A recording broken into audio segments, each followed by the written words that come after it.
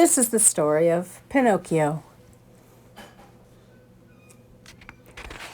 Once upon a time, there was a friendly cricket named Jiminy.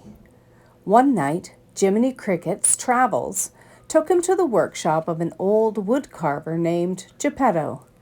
Ticking clocks, music boxes, and wonderful wooden toys filled the room.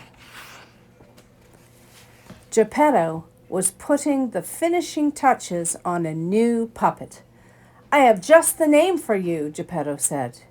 "Pinocchio." Then he added softly to himself, "He almost looks alive." That evening, at bedtime, Geppetto looked out the window. Twinkling up in the sky was the wishing star. "I wish Pinocchio were a real boy," he said. Soon Geppetto and his cat, Figaro, were fast asleep. Only Jiminy Cricket was still awake. Suddenly, a bright blue light filled the workshop. The beautiful blue fairy appeared. "Good Geppetto," she said gently. "You have given so much happiness to others. You deserve to have your wish come true." Waving her wand over Pinocchio, she said, "Little puppet made of pine, wake, the gift of life is thine." Magically, Pinocchio began to stir. The blue fairy asked Jiminy Cricket to be Pinocchio's conscience, to teach him right from wrong. "Prove yourself brave, truthful, and unselfish, and someday you will be a real boy," the blue fairy told Pinocchio.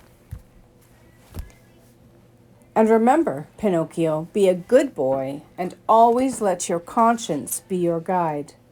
And with that, she disappeared. When Geppetto woke up, he saw Pinocchio walking and talking. At first he thought he must be dreaming, but then he realized his wish had come true. Geppetto was so happy he began to play a merry tune for everyone to dance to. The next morning, Geppetto sent Pinocchio off to school. But on his way there, a fox called Honest John and a cat named Gideon spotted him skipping along. "A live puppet without strings," Honest John cried. "I could sell him to Stromboli's show and make lots of money." They convinced Pinocchio that becoming an actor would be more fun than going to school. Jiminy tried to stop Pinocchio from going with them, but the little puppet was too excited to listen. Jiminy tried to stop Pinocchio. That night, Pinocchio sang and danced in the puppet show. The audience clapped and cheered with delight. Pinocchio was a star. After the performance, the little puppet asked to go home. Stromboli, the owner of the show, roared with anger. He locked Pinocchio in a cage. "This will be your home now." Suddenly, Jiminy Cricket and the blue fairy appeared. "Pinocchio, why didn't you go to school?" the blue fairy asked. The little puppet was afraid to tell the truth, so he lied. But as soon as he did, his nose began to grow. "Perhaps you haven't been telling the truth, Pinocchio," the blue fairy said. "A lie keeps growing and growing until it is as plain as the nose on your face." "I'll never lie again," the little puppet promised. The blue fairy gently touched Pinocchio's nose with her wand, and it turned back to normal. She unlocked the cage, and Pinocchio and Jiminy Cricket ran back to Geppetto's workshop. A lie keeps growing and growing. As he headed home, Pinocchio ran into Honest John and Gideon again. This time they persuaded Pinocchio that he needed a holiday at a wonderful place called Pleasure Island. They whisked Pinocchio away before Jiminy could catch up to them. The two villains sold Pinocchio to a wicked coachman, who put him on a coach full of very noisy, naughty boys. Luckily, Jiminy was able to climb onto the coach just as it drove off. Pleasure Island was like a giant amusement park. The boys could have anything they wanted and be as naughty as they liked. While Pinocchio enjoyed all of the ice cream and sweet treats he could eat, Jiminy searched for the little puppet. He was sure something was wrong and wanted to get Pinocchio out of there as soon as possible. Finally, Jiminy found Pinocchio. He begged the little puppet to leave, but Pinocchio refused to listen. Jiminy knew he would not be able to change Pinocchio's mind, so he decided to go home on his own. But as he was leaving, he saw the wicked coachman loading crates of donkeys onto a boat. One of the donkeys was crying and begging to go home to its mother. Jiminy was shocked. Somehow, all the boys on Pleasure Island were being turned into donkeys. Jiminy raced off to save Pinocchio, but by the time Jiminy found him, the little puppet had already grown long, hairy ears and a tail.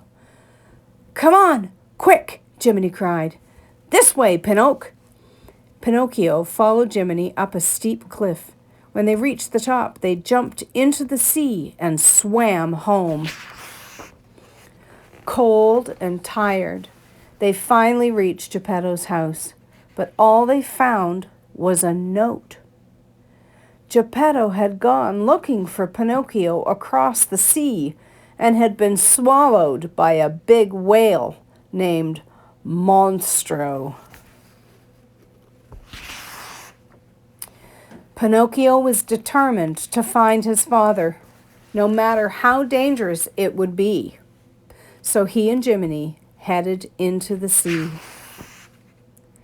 Pinocchio and Jiminy asked the fish and the seahorses for help, but as soon as the sea creatures heard Monstro's name, they sped off in terror. Meanwhile, not too far away, Monstro was waking up from a long sleep. The whale was so hungry that he gulped down a large school of fish. Without realizing what he'd done, he swallowed Pinocchio too.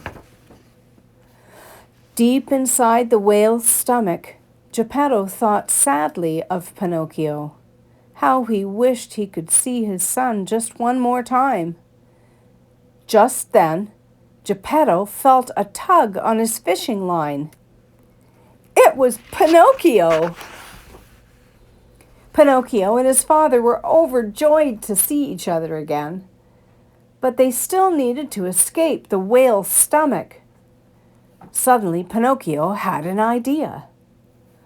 "We'll make him sneeze," he said excitedly. Pinocchio and Geppetto built a fire to fill Monstro's stomach with smoke. They still needed to escape the whale's stomach. Pinocchio's plan worked. As the air around them filled with clouds of black smoke, Monstro gave an enormous sneeze, and out they all went on a little raft. The whale slapped his large tail, creating a big wave. The little raft was smashed to pieces. Everyone was thrown into the sea, but Geppetto couldn't swim. Pinocchio kept his father afloat and dragged him to shore. Moments later, Jiminy found Geppetto, Figaro, and Cleo, the goldfish, safe on the beach. But the little puppet was lying face down in the water. He wasn't moving. Heartbroken, Geppetto took his son home. Geppetto knelt over Pinocchio and wept. Just then, the blue fairy's dazzling light filled the room. "Prove yourself brave, truthful, unselfish, and someday you will be a real boy," the blue fairy said gently. "Awake, Pinocchio, awake." Pinocchio blinked his eyes and sat up. He was no longer made of wood. He was a real boy, at last. "Father, I'm alive, see?" Pinocchio cried out in delight. Jiminy proudly watched as Pinocchio and his father happily danced together. Now he knew, if you wished upon a star, Your dreams really do come true. The end.